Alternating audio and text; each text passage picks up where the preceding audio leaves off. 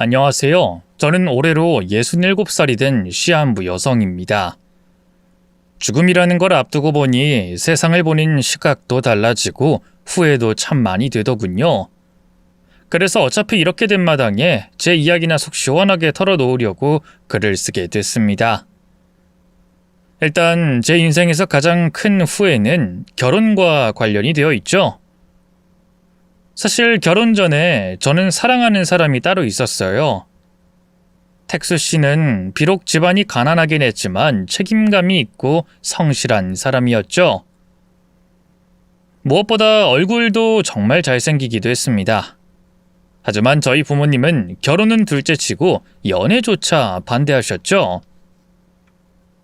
세상에 널린 게 남잔데 하필 주워와도 어디서 그런 덜 떨어진 놈을 주워와. 그 집구석에 자식만 5이야 5. 줄줄이 딸린 동생들 뒷바라지는 집의 장남? 지금 네 나이가 어리고 생각이 아무리 없어도 그렇지 내 눈에 흙이 들어가도 안 될 일이야. 엄마, 아니 그 사람 만나보고 이야기를 해. 일단 만나면 뭐. 그래, 데리고 와봐라. 내가 그놈 앞이라고 말이라도 가려서 할 줄 알아? 오기만 하면 아주 똥물을 퍼다가 잘난 낯짝에 뿌려버릴 테니. 지금 시대가 바뀌었으니 그냥 저냥 다들 같이 사는 거지. 우리 집은 대대로 양반 가문이었어. 그놈은 상놈의 자식이고.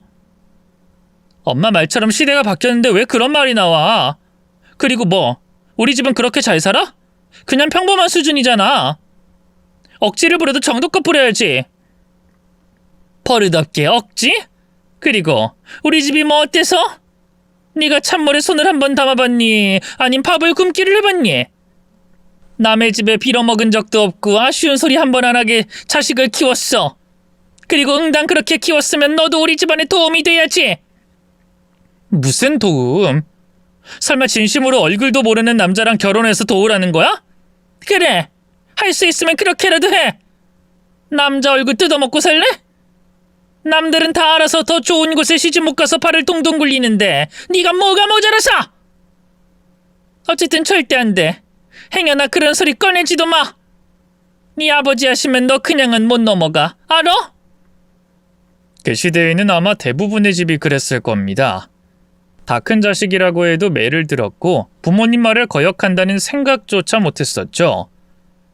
그럼에도 텍수 씨와 결혼을 하고 싶었던 저는 계속 고집을 피우다가 진짜로 머리가 밀리기까지 했었습니다. 아버진 엿자르는 노쇠 가위 같은 걸로 숭덩숭덩 다 잘라버렸죠. 물론 그렇게 한 것에 저에 대한 걱정이 아예 없다고는 생각하지 않습니다. 가난을 겪어봤던 시대에 살았던 부모님이니 제가 힘들게 사는 게 싫었을 수도 있죠. 하지만 그런 이유보다 컸던 건 자식을 재산으로 생각했다는 거였습니다. 특히나 아버지는 자신에게 이득이 될 곳만 골라서 사돈을 맺고 싶어 했거든요. 행동을 도대체 어떻게 했기에 이 마을에 소문이 쫙 퍼져? 이래서 집안에 도움이 될 수 있겠어? 동네 창피해서 원. 결혼 전까지는 어디 나가지도 말고 얌전히 있어. 알았어? 아버지 제발 연애? 시끄러! 연애 결혼? 그런 건 꿈도 꾸지 마라. 어차피 결혼하면 그놈이 그놈이고 그년이 그년이야. 찌지고 볶고 살다 보면 남자 여자 그런 것도 없어. 그저 돈 잘 버는 놈 만나서 집안에 도움되고 너도 좋은 게 최고야. 좀 멀긴 해도 너희 이모 친구 아들을 한번 만나봐. 양식장 하고 있는데 제법 건실하게 사는 모양이더라. 집안도 좋고. 그때 어머니가 끼어들었습니다. 누구? 송씨네 말하는 거야? 그 집 아들. 그 집 아들 사별하지 않았어? 아직 한 달도 안 지나서 재혼을 한다는 거야? 더구나 나이도 너무 많고 스키랑 거의 15살 차이는 날 텐데. 나이 많은 게 뭐? 예전엔 더했어. 그 정도면 감지덕지지. 아이 스키는 뭐 멀쩡해? 결혼도 하는 처녀가 남자에 미쳐서 다닌다는 소문을 달고 다니는데 머리에 총 맞은 놈 아니면 결혼하려고 하겠냐고? 그러게 당신이 진작에 단속을 잘했어야 할 거 아니야? 저거 똥값 되기 전에 팔아치워야지. 눈밑이 짓무를 정도로 울고 목이 다 쉬게 울어도 소용은 없었어요. 하루라도 빨리 소문 더럽게 난 딸을 빨리 치워버릴 생각만 하셨던 겁니다. 또한 결혼을 허락받겠다고 찾아온 택수 씨에게도 모욕적인 말을 했죠. 어디서 근본도 없는 천하의 잡것이 내 딸을 데리고 가겠다고 내 앞에 무릎을 꿇어? 나한텐 네가 이러는 것도 모욕적이야. 시궁창 쥐 같은 놈이 같은 하늘 아래 있다고 우리랑 같은 인간이라고 생각해? 아니야. 아무리 씻고 닦고 광을 내봐라. 근본은 안 바뀌는 법이니까. 아버님, 저 정말 숙희 사랑하고 있습니다. 너한테 주느니 차라리 혼자 늙어서 죽게 하는 게 나아. 그러니까 내 집에서 썩 꺼져라. 이 상놈 냄새가 나서 도저히 못 참아주겠으니까. 아버님 제발요. 누가 네 아버님이야? 너 예전 같았으면 나랑 겸상도 못했어. 부모 잘못 만난 탓을 해야지 내 탓을 하면 안 되는 법이고. 거지도 구걸할 때 눈치를 보는 법인데 낯짝이 얼마나 두꺼우면 여기서 내 딸을 달라고 와? 참, 세상이 이러다 망하는 거지 망하는 거야. 그나마 동네에 소문이 또 날까봐 그 정도였지 아버지 원래 성격 같았으면 그 사람을 두들겨 팼을 겁니다. 그놈의 양반감은 이러면서 하는 짓은 상놈과 다르지 않았죠. 무엇보다 집이 어느 정도 사는 거지 절대로 상상하는 수준으로 잘 살진 못했어요. 그러면서도 뼈대가 있다는 둥 선조들의 이야기를 늘어놓길 좋아하셨죠. 어디서 본 것은 있어서 부잣집 사람들이 하는 짓은 다 하려고 했던 게 지금 생각하면 더 기가 차지만 그때는 그걸 이겨낼 수가 없었습니다. 텍스 씨도 딸린 식구가 줄줄이라서 함께 도망치자고 말할 처지도 되지 않았고 애초에 제 머리에도 도망을 친다는 생각 자체가 없었죠. 그렇게 우린 결국 헤어지게 됐습니다. 딱 1년 뒤에 선을 보게 되어 결혼하게 됐고 다행히 남편은 나이 차이도 많이 나지 않았고 재혼도 아니었습니다. 집안은 저희 집보다는 좀 더 잘 살았고 은행원이라는 직업도 좋았죠. 얼굴은 좀 못생기긴 했지만 저에게 다른 선택은 없었습니다. 그 사람이 아니면 벤니라는 송신의 아들과 결혼해야 했었으니까요. 더구나 남편도 저와 사정이 비슷했죠. 처음에 만났을 때 제게 솔직하게 오랫동안 사랑했던 사람이 따로 있다는 말을 꺼내며 이러더군요. 그쪽 이야기도 들어서 알고 있어요. 좋아하는 사람이 따로 있었다고요. 아, 네. 헤어지긴 했지만 그랬죠. 다들 시시하려고 하는 것 같긴 해도 전 오히려 그래서 만나보겠다고 했습니다. 사랑, 그런 게 없어도 서로 이해하고 공감하면서 살 수 있을 것 같아서요. 저는 다 이해하거든요. 또 살다 보면 그 비슷한 감정이라도 생길 수도 있고요. 그렇게 서로 과거를 이해해주면서 정으로라도 살아보자는 말에 하게 된 결혼이었죠. 하지만 문제는 제가 아이를 출산한 이후였습니다.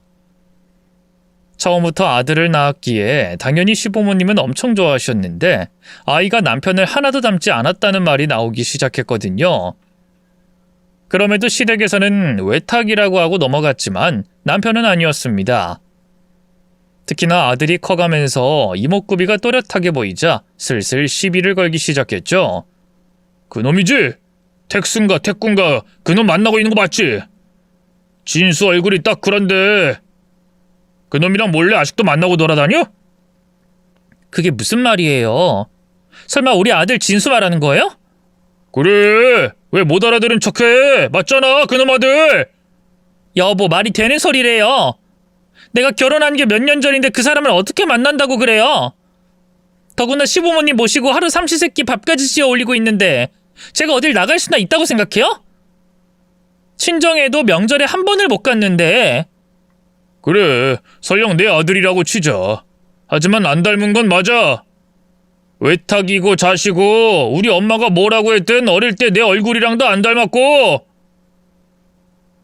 혹시나 그놈 머릿속에서 떠나보내지 못해서 내내 상상만 하다 보니 진수 얼굴이 그놈 따라간 거 아니야? 아직도 좋아? 그렇게 그리워? 억지 좀 그만 부려요. 그냥 과거잖아요. 그리고 나만 있었어요? 당신도 첫사랑 있었다고. 우리 서로 이해하고 살자 그러지 않았어요? 제 말에 남편은 절 비웃었죠. 야, 난 남자야. 너처럼 더러운 소문 풍긴 적도 없고 얼마나 유난을 떨었으면 그 좁은 동네에 소문이 쫙 퍼져? 오죽하면 내가 그놈 얼굴을 알겠냐고. 그 정도면 결혼을 했던 거나 다름없는 거 아니야? 더럽고 천박하게. 여보, 제발 그만 좀 해요. 왜? 후회라도 돼? 얼굴 하나 반반한 거 빼면 볼 것도 없는 놈 쫓아다니다가 내 얼굴 보면 한숨 나오고 그러냐고. 아닌 거 알잖아요. 도대체 갑자기 그 사람 이야기는 왜 해요? 그럼 어쩌라고? 진수 얼굴 볼 때마다 떠오르는걸.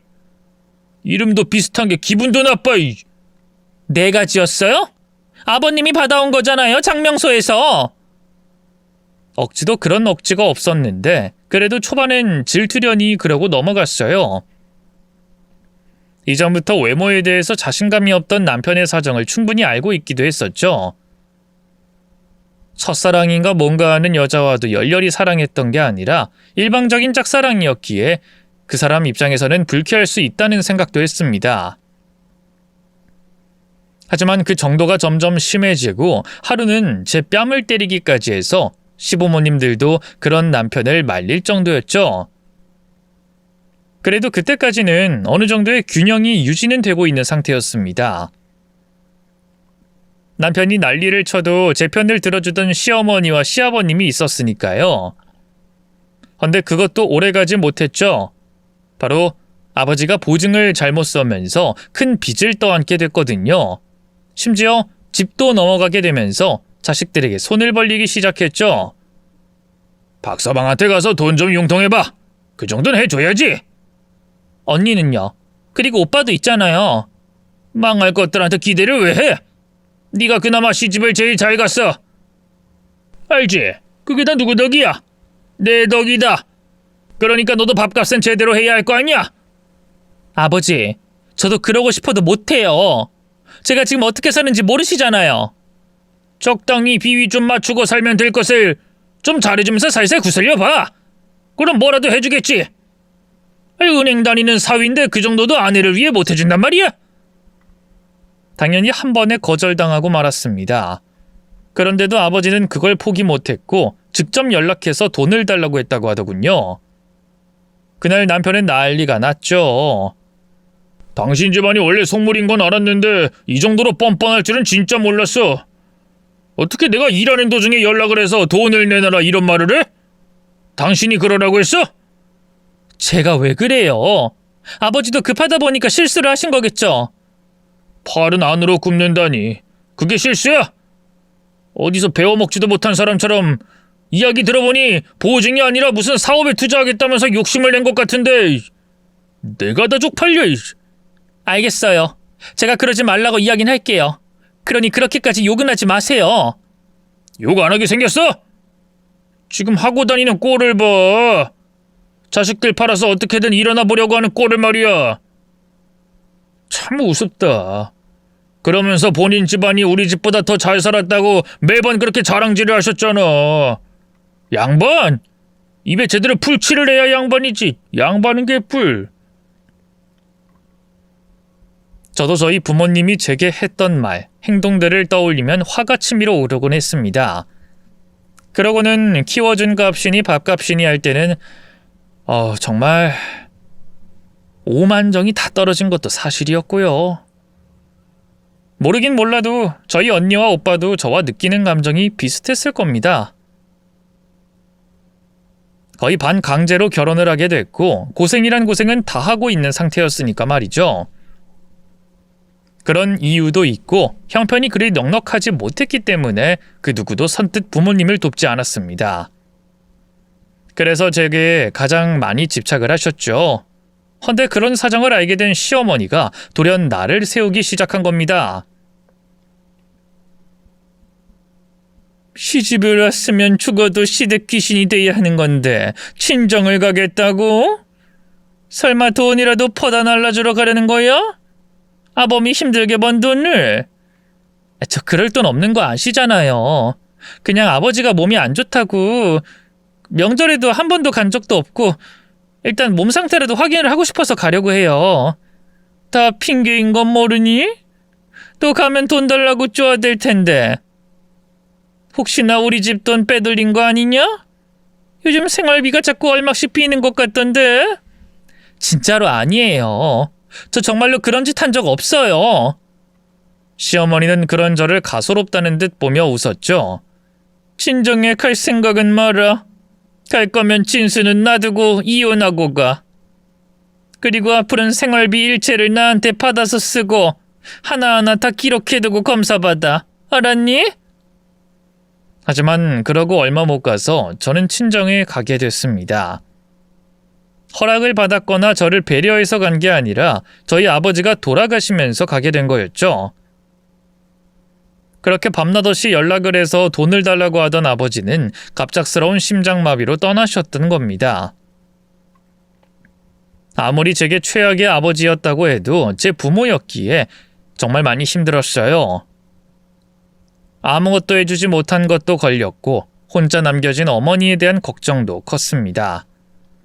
그런데 그렇게 힘들어하는 제게 어머니는 이러셨죠. 금이야 오기야 잘 키워줬더니 난 스키니가 이렇게 할 줄은 몰랐다. 어쩜 그렇게 돈 한 푼을 안 보탤 수가 있어? 그럴 거면 왜 시집을 갔어? 그리고 박서방도 그러는 거 아니지. 장인이 죽었는데 어떻게 여기를 안 와? 가증스러운 것. 가! 나가! 넌 내 딸도 아니야! 전 울면서 어머니에게 매달렸습니다. 나도 하려고 했어. 근데 안 된다고 하잖아. 엄마, 그 사람 엄마가 생각하는 것처럼 괜찮은 사람 아니야. 나한테 손찌검도 한다고. 그래서 뭐? 그깟 손찌검 무서워서 애미애비를 버려? 나였으면 몇 대 맞아 죽으라도 내 부모 공양은 했어. 이제까지 잘만 받아먹다가 우리 집안 이렇게 되니까 나 몰라라 등 돌린 네가 더 나빠. 알아? 그 심한 것. 그걸 말이라고 해? 그럼 나한테 맞아서라도 돈 받아오라는 거야? 그래, 못할 게 뭐가 있어. 이게 다 너 때문이야. 내 남편 죽인 건 너라고. 돈 못 빌려왔다고 아버지 상을 치르는 내내 제게 욕지기를 하던 어머니. 그리고 모처럼 고향에 가서 첫사랑이랑 재회했냐며 빈정거리는 남편. 친정에 돈 빼돌렸을까봐 제 가방까지 탈탈 털어 확인하던 시어머니. 제게 그곳은 지옥이었습니다. 심신이 너무나 지쳐 있었고 매일 눈을 뜨면 눈물이 줄줄 흐를 정도로 힘이 들었죠. 하지만 무엇보다 견디기 힘들었던 건 남편의 폭력성이 날이 가면 갈수록 심해졌다는 겁니다. 마치 폭력에 중독이 된 것처럼 말이에요.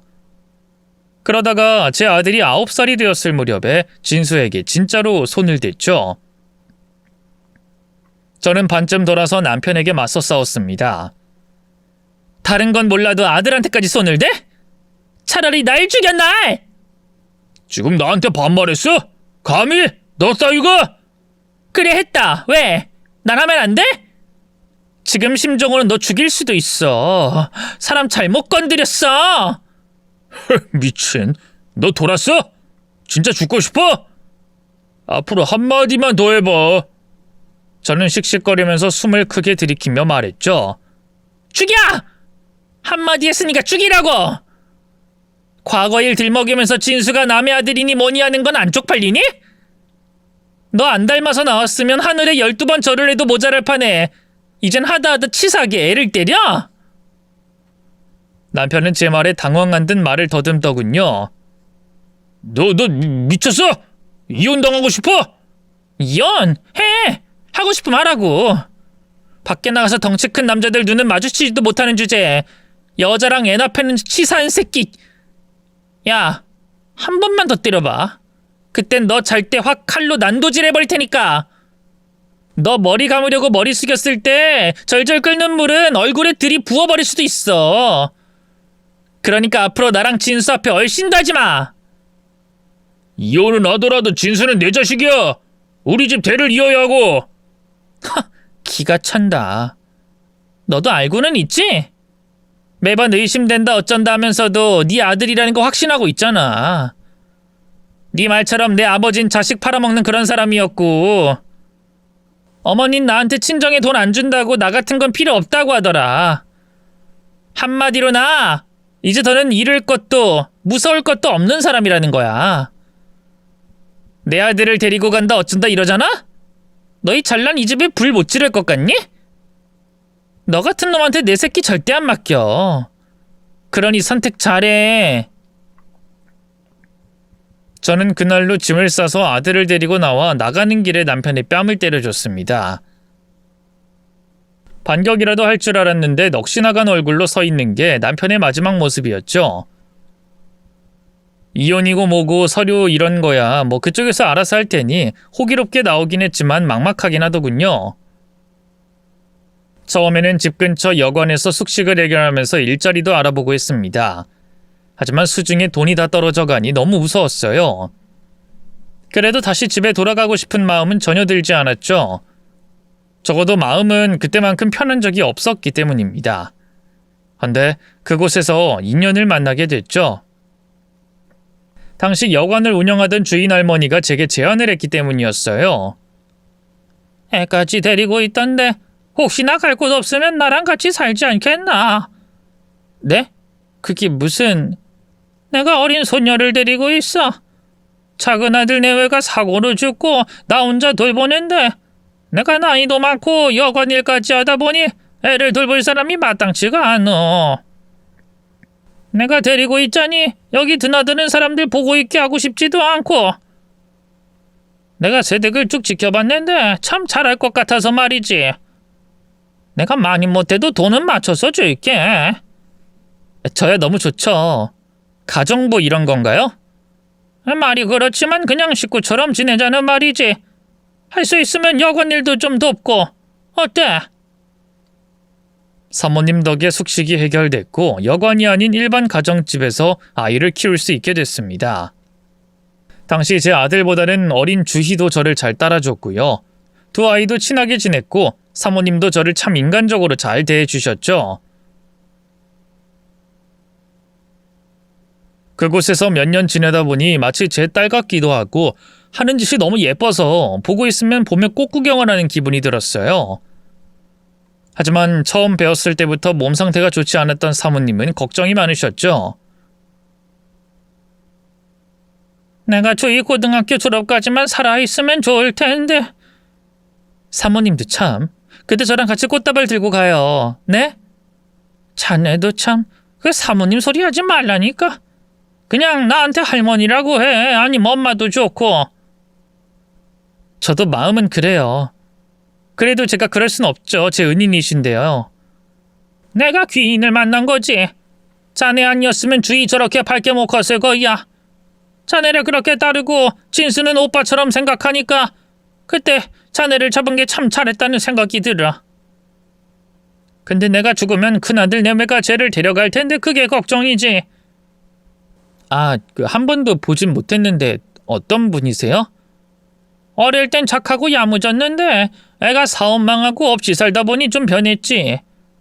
욕심이 많아서 어린 주희가 감당을 못할 텐데 아주 승냥이 같은 놈이라 뜯어먹으려고 할 거라고. 분명 괜찮아지실 거예요. 제가 더 잘 챙겨드릴게요. 그리고 주희 제 딸처럼 생각하니까 제가 지킬 거고요. 그러니 걱정은 마세요. 말이 쉽지 이 핏줄이라는 게 뭔지. 이 가족이라는 게 때로는 정말 버거워. 법적으로도 어떻게 방법이 없어. 뭐 지금이야 내가 살아있으니 잠잠한 거지. 솔직히 그때 사모님 이야기를 들으면서도 설마 하긴 했습니다. 헌데 오랜 지병으로 사모님이 돌아가시자마자 그 걱정이 단순한 우려가 아니라는 걸 알게 됐죠. 사모님이 가진 재산은 당연히 그쪽으로 상속이 되는 게 맞긴 했지만 문제는 주희가 가지고 있던 부모님의 유산이었어요. 그것마저 노리고 달려들었던 겁니다. 물론 저는 그런 주희를 지키려고 싸웠죠. 이제까지는 한번 찾아온 적도 없으셨잖아요. 근데 갑자기 애를 왜 데리고 가시겠다는 거예요? 차라리 제가 키울게요. 제가 이 아이 어릴 때부터 키워왔으니까. 가정부 주제 말이 많네. 당신이 뭔데 내 조카를 키운다만데? 입주 가정부였다며. 당신 돈 있어? 없잖아. 요즘 애들 키우는 게 돈이 얼마나 드는데. 가족보다 당신이 더 잘 키울 거라는 보장 있어? 솔직히 내 돈 때문에 애 데리고 가려는 거 아니야? 절대로 그런 거 아니에요. 절대로. 진짜 제 딸 같아서. 웃기네. 딸, 당신 나한테 고소당하고 싶어? 멀쩡히 살아있는 가족들 앞에서 딸 같아? 시끄럽고 주인 우리한테 권리가 있어. 험한 꼴 보기 싫으면 내놔. 권리라니, 애가 물건도 아니고. 저랑 같이 살고 싶다고 하잖아요. 아이가 원하는데. 애가 뭘 알아? 당신을 뭘 믿고 맡겨? 막말로 주희같이 그 어린애가 분별력도 없는데 당신이 돈 노리고 무슨 짓을 할 줄 알고? 당신 아들이는 똑바로 키워.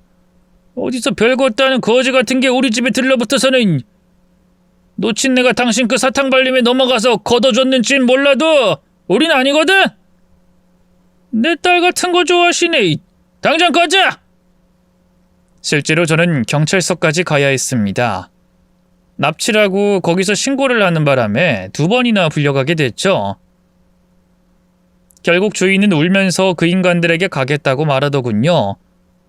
물론 저는 절대로 허락은 하지 않았습니다. 진심으로 그 아이를 사랑하고 있었으니까요. 안 된다. 절대로 못 보내. 차라리 그 돈 줘버려라. 주고 나한테 와. 응? 아줌마, 그렇게 말해줘서 정말 고마워요. 그게 무슨 말이야? 그 인간들이 아줌마가 저를 잡으려는 거 돈 때문이라는 식으로 말했거든요. 절대로 아니라고 했는데 역시 전 아닐 줄 알았어요. 아줌마, 실은 저 아줌마를 진짜 엄마라고 생각했어요. 진수 오빠도 진짜 친오빠라고 생각했고요. 나한테도 넌 내 딸이야. 그러니까 나랑. 아니에요. 아줌마를 더는 힘들게 할 순 없어요. 이렇게 날 잡아주고 또 저를 사랑해줬다는 것만으로도 저는 충분해요. 몇 년만 버티면 돼요. 돈도 지킬게요. 그리고 성인 되면 그때 다시 올게요. 잘 자랄게요. 예쁘게 잘 클게요. 그땐 엄마라고 불러도 돼요? 그럼 당연한 거 왜 물어? 꼭이야, 꼭. 사모님 돌아가시고 얼마 되지 않아 주희까지 떠나버렸으니 다시 저는 아들과 둘만 남게 됐죠. 그래도 어떻게든 살아가야 했기에 그간 모아둔 돈으로 작은 집을 구했고 새로운 일자리도 찾게 됐습니다. 아무래도 첫 시작이 아이를 돌보는 일이었기에 자연스럽게 그쪽으로 빠지게 됐죠. 다만 이전처럼 입주는 아니고 짧은 시간에 여러 아이를 보는 일을 선택했어요. 하지만 제 아들은 그것조차 못마땅하게 생각했습니다. 돈이라도 많이 받던가. 그런 구질구질한 집에 아이들까지 엄마가 왜 봐? 좀 다른 멀쩡한 일 할 수 없어? 무슨 봉사활동이라도 해? 이러니 무시를 당하지. 왜 무시를 당해? 내 일이 뭐가 어때서? 그리고 형편이 안 좋으니 부모들이 아이한테 시간을 못 내주는 거야. 그런 사정도 생각을 해서 받아야 되는 거고. 우리가 남의 사정까지 볼 상황이야? 애초에 그런 거지 같은 애들 따위 봐서 무슨 메리트가 있다고. 차라리 이럴 거면 아빠한테 다시 돌아가. 아직 이혼 접수도 안 됐잖아. 너 그걸 지금 말이라고 하는 거야? 너희 아빠란 사람이 어떤 사람인지 잊었어? 기억하지. 그러니까 내가 그나마 가만히 있는 거고. 그래도 이제 나이도 들었을 거고 성질도 많이 죽었을 거야. 할머니랑 할아버지도 돌아가셨을지도 모를 일이고.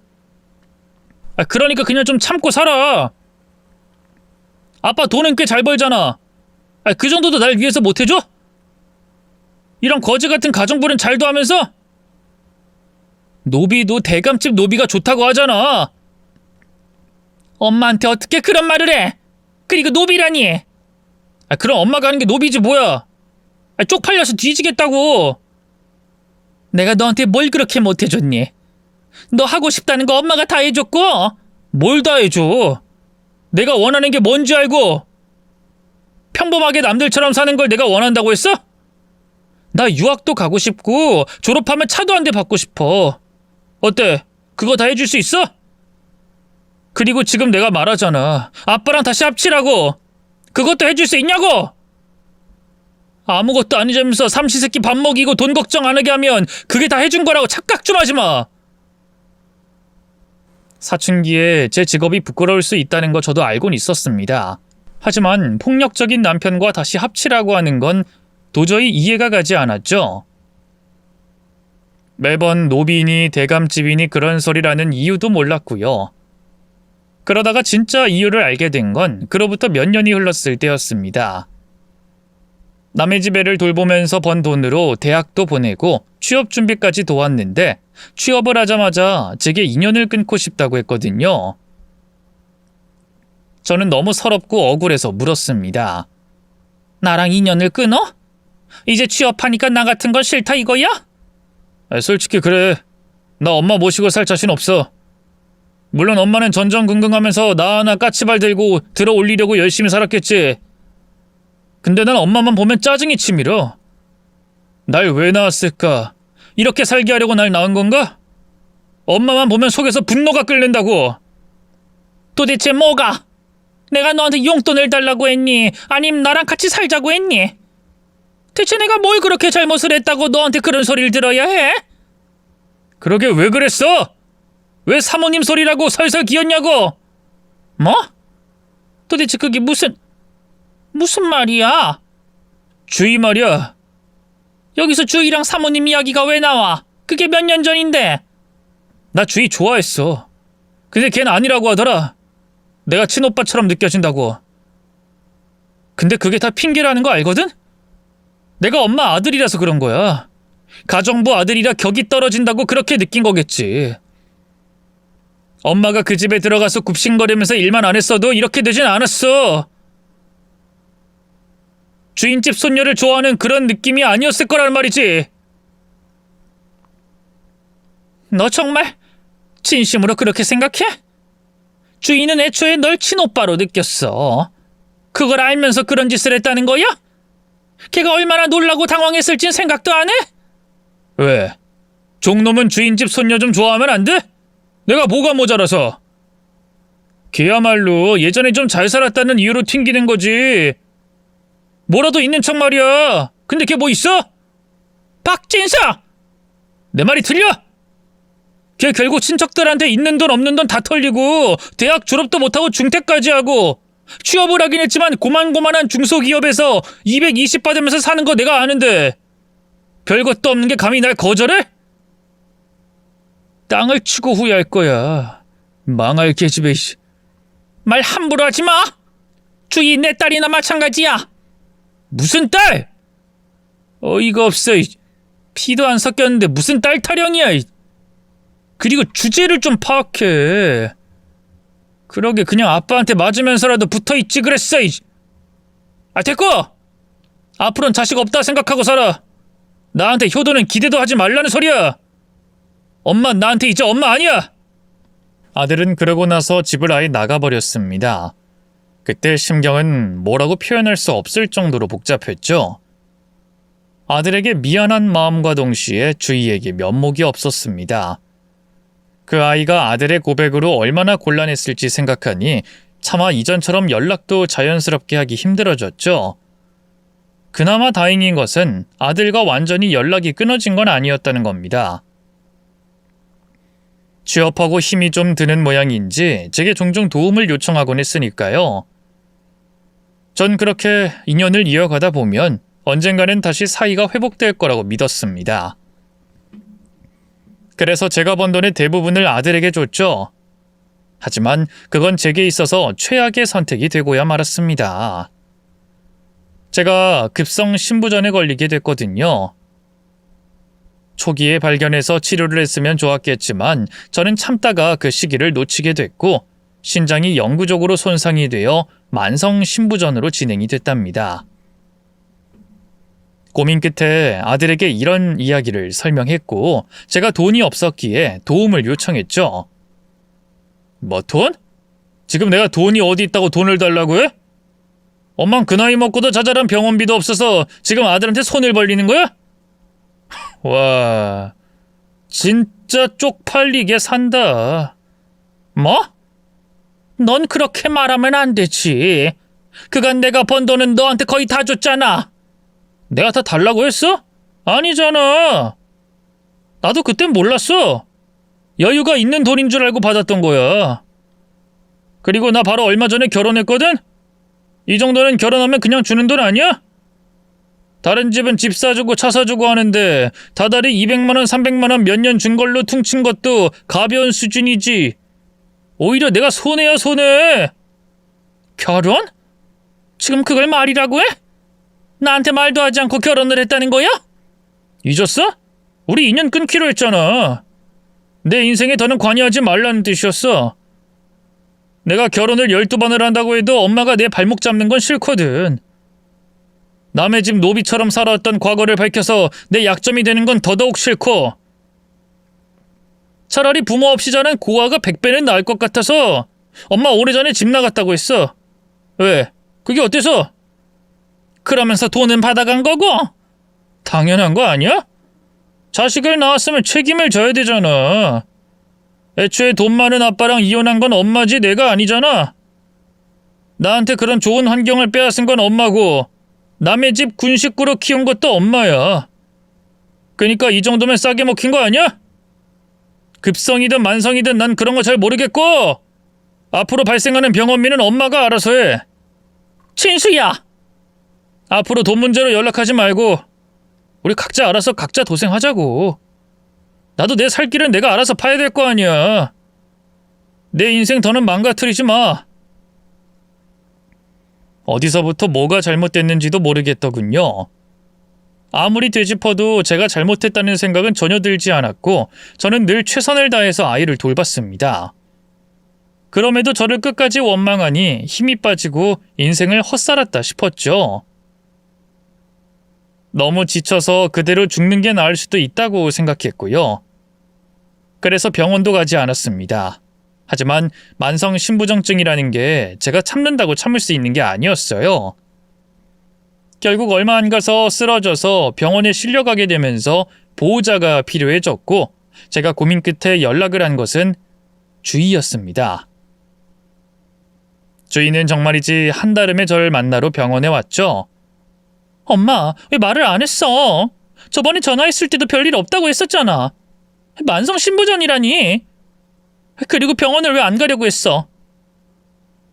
설마 병원비 때문이야? 면목 없네. 지금 내가 돈이 없어. 그 보험금 나오면 내가 갚을 테니 혹시나. 엄마 됐어. 내가 해. 내가 해줄 거야. 네가 무슨 돈이 있다고. 엄마가 다 알아서 할 테니까. 내가 엄마한테 그런 존재야? 엄마 자꾸 그럼 나 진짜 마음 아파. 괜찮은 척도 하지 말고.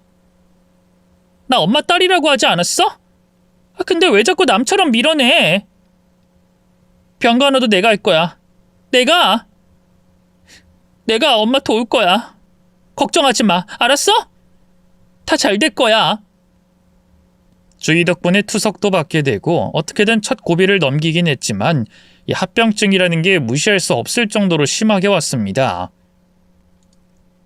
면역력이 떨어져서 폐렴과 요로 감염까지 오게 됐고, 피부 가려움으로 제대로 잠도 자지 못하게 됐죠. 뿐만 아니라 주기적으로 병원에 오가야 했기 때문에 제가 일을 하는 것도 어려울 정도였습니다. 그런데 그 소식을 듣게 된 사람들이 하나둘 저를 도우려고 나서기 시작했죠. 바로 제가 일을 했던 곳의 학부모와 제가 돌봤던 아이들이었던 겁니다. 꽤 오랜 시간 동안 아이들을 돌봤기에 어느덧 성인이 되긴 했지만 대부분이 사회초년생인 대학생 아이들이었어요. 그럼에도 불구하고 저를 위해 선뜻 나서줬죠. 아줌마, 이거 제가 모은 거예요. 군대에서 거의 안 썼어요. 이걸 아줌마가 어떻게 받아? 너 해. 아줌만 괜찮아. 이것도 너무 적은데 이거라도 받아주세요. 네? 저희 아버지도 돈 보탰어요. 아버지도 식당 문 닫는 날에 찾아오신다고 전해달라고 했고요. 아니야. 아줌마 이거 못 받아. 아니 안 받아. 아줌마는 제 엄마랑 다름없잖아요. 그니까 받아줘요. 저희 어머니 집 나가고 아빠 혼자 저 키워야 했을 때 얼마 없는 돈으로도 저 먹이고 입히고 해주신 거 생각하면 이걸로도 모자라요. 제가 얼른 자리 잡고 취업해서 더 도와드릴게요. 제발요. 또 어떤 아이는 5살부터 모았던 용돈을 모두 털어주기도 했고, 제가 일을 했던 곳의 사모님은 병간호를 자처하기도 했습니다. 솔직히 포기하고 싶은 순간이 너무나 많았지만 그분들 덕분에 다시 한번 힘을 낼 수 있었죠. 하지만 인생이란 게 마음먹은 것처럼 흘러가진 않았습니다. 열심히 치료도 받고 몸에 좋은 것도 먹고 노력을 했는데도 신장 기능은 점점 떨어지기 시작했고 결국 신장 이식을 하지 않으면 죽는다는 소리까지 듣게 됐죠. 의사 선생님이 말씀하시길 신장의 기능이 심각하게 손상되어 약 85%에서 90% 이상 감소한 상태로 사구체 여과율이 분당 15ml 이하로 떨어졌다고 하더군요. 헌데 바로 그 무렵에 남편의 사망 소식을 변호사를 통해 듣게 됐습니다. 시부모님은 일찍이 돌아가셨고 유언장에 본인의 전 재산을 제게 남긴다고 공증까지 받고 죽었다고 하더군요. 유언장이라고 달랑 몇 줄이 적혀있는 것도 함께 전달을 받았는데 그 사람은 평생 이혼해주지 않은 게 복수라고 생각하고 있었습니다. 혹시나 이혼하고 제가 첫사랑을 찾아서 행복하게 살까봐 그게 싫었다고 하더군요. 너무 어이가 없어 눈물도 나오지 않았지만 참 가엾고 딱하다는 생각은 들었습니다. 결혼 생활 내내 제가 가장 불행하다고 생각했는데 남편도 혼자서 보이지 않는 상대와 싸우면서 많이 힘들었겠다 이해를 했죠. 그런데 도대체 어디서 그 소식을 들었는지 아들이 제게 연락을 해왔습니다. 엄마, 아빠 죽은 거 알아? 엄마한테 고스란히 재산 들어간 거 맞지? 너 지금 그것 때문에 연락한 거니? 다신 연락하지 말라고 하더니. 그건 그거고 이건 이거잖아. 나도 엄연히 재산에 대한 권리가 있어. 내가 아빠 친아들이니까. 더구나 엄마 어차피 병원에 있어서 그 재산 쓰지도 못할 거 아니야. 내가 좀 급하게 돈 쓸 곳도 있어서 그러니까 나한테 좀 넘겨. 병원비 내가 앞으로 대줄 테니까. 신장 이식 받아야 된다며? 난 줄 생각 없고 또 어차피 신장 이식 못 받으면 얼마 못 살 건데. 가는 길이라도 편안하게 얼굴 붉히지 말자. 내가 제사도 지내고 해준다니까. 미쳐도 단단히 미쳤구나. 왜? 아이 죽으라고 고사를 지내지? 신장 이식 받아야 된다는 걸 알면서도 한 번을 연락 안 하다가 돈 받았다고 하니까 연락을 해? 그 상태면 신장 이식해도 못 살 가능성 커. 굳이 자식 몸에 칼을 대야지 속이 후련하겠어? 나한테 그러고 싶어? 무슨 부모가 그래? 자식을 위해서 뭐든 해주는 게 부모인데. 그리고 나도 그 소식 주희한테 들어서 아는 거야. 나라고 뭐 알고 싶어서 알았는 줄 알아? 걔는 나랑 엄마랑 인연 끊는 것도 모르는 것 같은데. 잘 좀 이야기해서 신장 이식 소리 좀 못하게 해. 저는 기가 차서 웃었죠. 직접 말은 못하겠니? 왜? 그래도 첫사랑이라 잘 보이고 싶은 모양이지? 그냥 변명하고 말하기 싫은 거야. 나 결혼했거든? 첫사랑은 무슨... 아들이 말은 그렇게 했지만 전화로만 제게 그럴 뿐이지 막상 찾아와서 주의만 했으면 아무 소리도 못하고 돌아가더군요. 적어도 그 아이 앞에서는 인간다운 척하고 싶었던 것 같았습니다. 저도 그게 가증스럽지만 그래도 입을 다물었고요. 하지만 무슨 일인지 돈은 급해 보였고 급기야 아들이 선택한 것은 며느리를 앞세우는 거였죠. 결혼을 했는지도 몰랐으니 당연히 얼굴은 본 적이 없었어요. 헌데 어떤 남자와 함께 저를 찾아온 겁니다. 하필이면 전날 새벽 내내 속에 있는 걸 다 개워내고 겨우 잠든 저를 깨우면서 본인이 며느리라고 하더군요. 네가 내 며느리라는 거니? 네, 이혜영이라고 해요. 이런 말 초면부터 드리긴 그렇지만 저희 남편이 너무 미적거리고 어머님은 재산을 주지 않겠다고 버티고 있는 게 답답해서 왔어요. 아름다운 사람은 머문 자리도 깔끔한 법인데 재산 분배는 확실히 해주셔야죠. 먼 길 가는데 그 돈 다 지고 이고 끌고 갈 것도 아니고 덜어내면 가볍잖아요. 훌훌 털고 가기도 좋고. 뭐? 머문 자리? 어디서 화장실에 붙어있을 법한 그런 말을 내 앞에서 짓거리니? 내 아들이 꼭 자기랑 닮은 사람 찾아서 잘도 결혼한 모양이네. 에이, 말이 그렇다고요. 아프셔서 많이 예민하신가 보네. 그리고 어머님, 이 돈이라는 게 타이밍이 얼마나 중요한데요. 지금 당장 5,000원 급한 사람한테 다음에 5만 원 주면 욕먹어요. 적은 돈이라도 급하면 먼저 주실 수도 있어야 하잖아요. 그렇지 않나요? 아무래도 거동하는 것도 불편하실 것 같아서 제가 변호사까지 모시고 왔다니까요. 이분한테 유언 공증도 하고 재산이 뭐가 있는지 이야기도 하고 이러면 어머님도 편하고 좋잖아요. 저 잘했죠? 나가! 경찰 부르기 전에 나가라고!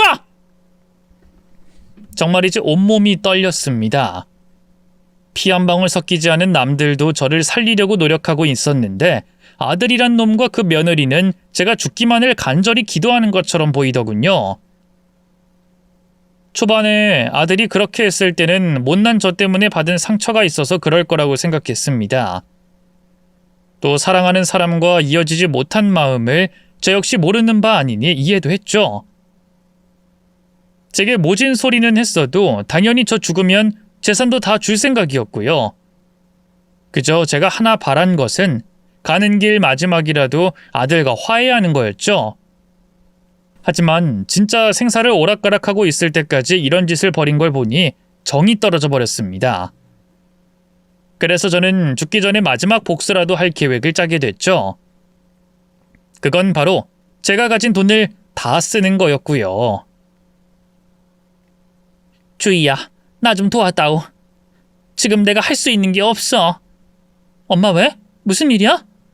오늘 진수 오빠 다녀갔다며. 무슨 일 있었어? 일단 그 핸드폰으로 은행 돈 찾는 거 그것 좀 해다오. 내가 그런 걸 몰라. 이체하고 물건 사는 것 좀 알려다오. 응? 알았어. 엄마 신분증 있지? 그걸로 가입되니까 내가 해줄게. 남편이 남긴 재산은 3억에 가까운 수준이었어요. 재산을 정리하고 보니 은퇴하고 집을 담보로 잡아 연금처럼 활용해서 쓰면서 크게 소진된 상태였던 게 그 정도였던 겁니다. 추측컨대 제게 재산을 온전히 주기 싫어서 최대한 끌었었던 것 같았죠. 그럼에도 제게 3억도 결코 적은 돈은 아니었습니다.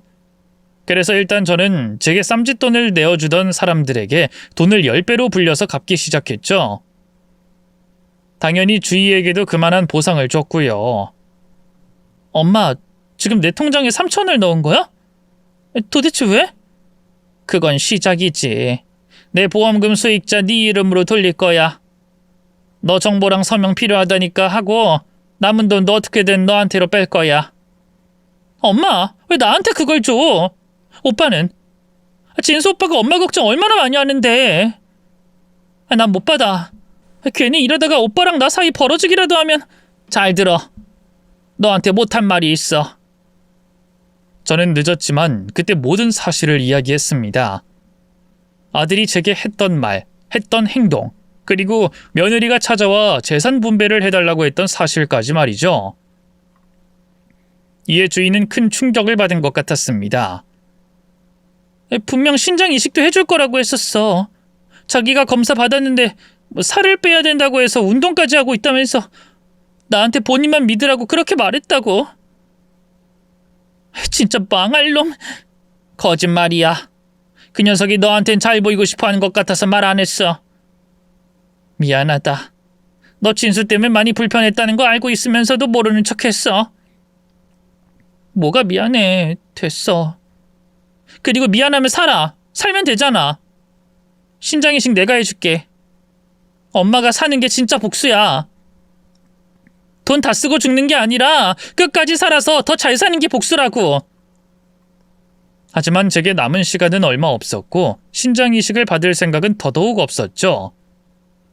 최대한 짧은 시간 내에 돈을 소진하려고 고가의 컴퓨터, 옷, 휴대폰, 시계 등을 사서 나누기 시작했습니다. 군대에서 모은 돈을 준 준환이, 식당 일을 하는 준환이 아버님, 어릴 때부터 모은 돈을 제게 준 연주 할머니, 그리고 성현이, 석환이, 영진이까지 또 제가 맡았던 아이들과 부모님들에게 필요할 것 같은 가구 가전을 모두 줬죠. 거기에 더해서 저는 바로 병실까지 VIP 병동으로 옮겼고 자선단체에 일부의 돈을 기부도 했네요. 솔직히 기분이 좋았습니다. 평생 살면서 누군가에게 그렇게 베풀어 본 적도, 저 스스로에게 돈을 많이 써본 적도 없는데 나누고 누리는 기쁨을 처음으로 느끼게 됐으니까요. 저 나름대로는 인생을 잘 정리하고 있었던 거죠. 하지만 주인은 포기하지 않았습니다. 엄마, 나 검사 받았어. 신장 이식 가능하다고 하더라. 수술 날짜만 잡으면 된다고. 동의서 공증도 했고 윤리의원에 거기서 허락만 떨어지면 될 거야. 솔직히 우린 가족이나 다름없으니까 어려울 것도 없고 증거도 차고 넘치니까 걱정할 게 없어. 도대체 그게 무슨 소리야? 엄마가 싫다고 했잖아. 아니, 무조건 이식수술 받아. 그때 병실로 들어온 건 제 아들이었죠. 아들은 호화롭기만 한 1인 병동을 보면서 눈살을 찌푸리더니 본색을 드러냈습니다. 누구 마음대로 우리 엄마한테 네가 이식을 해? 잘못하면 주희 너도 죽어, 알아? 죽든 말든 오빠가 무슨 상관이야. 나 엄마한테 이야기 다 들었어. 네가 뭘 안다고 함부로 짓거려. 그리고 이건 다 네 걱정을 하니까 오빠가 하는 말이잖아. 우리 남 아니었어? 나한테 고백할 땐 남이라고 분명 그랬잖아. 근데 이제 와서 오빠? 그렇게 편하게 떼었다 붙였다가 할 수 있는 게 가족이면 이참에 엄마 나 줘. 뭐? 미쳤어? 오빠는 엄마가 부끄럽고 쪽팔려? 참 배부른 소리 한다. 난 오빠가 늘 부러웠는데. 엄마 같은 엄마가 내 엄마였으면 참 좋겠다는 생각을 하루에 12번도 했는데. 그런 엄마를 오빠가 버렸으니까 내가 가지겠다는 말이야. 그러니까 이식을 하든 뭘 하든 신경 끄고 꺼져. 이게 어디서 예쁘다 예쁘다 해줬더니 눈에 뵈는 게 없어. 내 엄마야, 내 유산이고. 뭐? 유산? 엄마가 죽었어? 오빠 진짜 돌았어? 약 처먹었니? 이게 어디서 까불해. 저는 누운 상태로 그만하라고 소리를 질렀지만 아들은 반은 눈이 뒤집혀 있었고 주먹을 쥐었다 폈다 하면서 주위를 위협하고 있었습니다. 헌데 그와 동시에 병실 문이 열렸고 제가 봐주던 아이들 그리고 그 아이들의 부모님이 와르르 밀려 들어왔죠. 뭔가를 축하하려는 듯 케이크며 뭐며 잔뜩 사들고 들어온 사람들은 분위기를 감지하고 주위를 보호하듯 감쌌습니다. 이봐요, 당신 뭔데? 뭔데 여기서 행패야? 이건 또 뭐야? 당신들이야말로 뭔데? 내가 저 사람 친아들이야, 친아들! 그러니까 남의 집 일에 신경 끄고 나가! 사람들은 기가 차다는 듯 웃었고 그 중에 덩치가 제일 좋은 석환이가 앞에 섰죠. 아저씨, 여기 분위기 안 보여요? 처맞기 싫으면 적당히 하고 꺼지세요. 우리도 다 들어서 알거든요? 우리 엄마한테 함부로 하지 말라 이 말입니다, 아저씨. 엄마? 지금 우리 엄마한테 엄마라고 한 거야? 원래 지방에선 친구 엄마도 내 엄마인데 왜? 거기다 우리 어릴 때부터 키워주셨으면 진짜 엄마기도 하니까 아저씨는 끄지라고! 그만 쌔바닥을 쥐잡아 뜯어버리기 전에. 이 자식이 보자 하니까. 아들은 실제로 주먹까지 휘둘렀지만 얼마 못 가서 쫓겨나고 말았습니다. 아무리 용을 써도 팔팔한 20대 청년들을 이길 수가 없었거든요. 근데 더 슬펐던 것은 그렇게 진수를 쫓아내고도 아이들이 오히려 제게 미안해했던 겁니다. 진짜 자식을 쫓아내서 제 눈치를 살폈던 거죠. 제게 살아만 있어달라고 신장이식 받자고 설득하는 게 제 친아들이 아니라 마음이 아픈 건 어쩔 수 없었지만 그래도 인생 헛살지 않았다는 건 알겠더군요. 저를 진심으로 아껴주는 사람들 그리고 제 손으로 키워낸 아이들을 보며 저는 정말 행복한 사람이라는 것도 깨달았죠. 하지만 전 결정할 수밖에 없었습니다. 주희야, 난 이식받지 않을 거야. 미안해. 엄마? 진짜 이럴 거야? 저는 주희 손을 잡고 말했습니다. 죽는 건 피할 수 없어. 사람은 언젠간 다 죽지.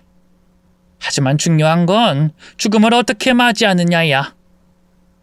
주희 너희 할머니, 나한테 엄마 같던 그분 이제 보러 가고 싶어.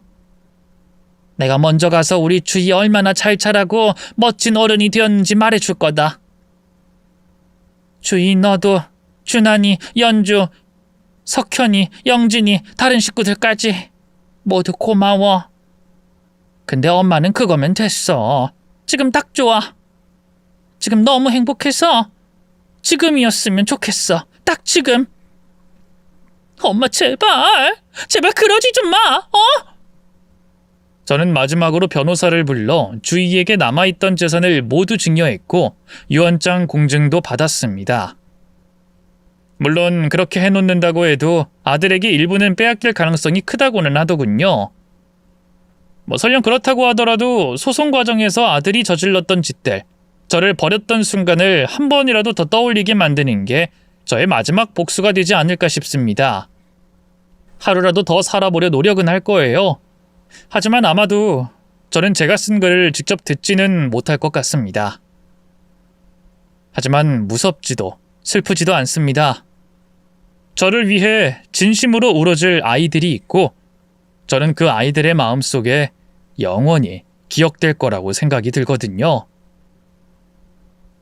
부디 제가 바라는 건 조금만 덜 슬프길, 죄책감에 울지 않기를 기도할 뿐입니다. 그리고 전하고 싶습니다. 정말로 많이 사랑했다고, 앞으로도 영원히 사랑할 거라고요.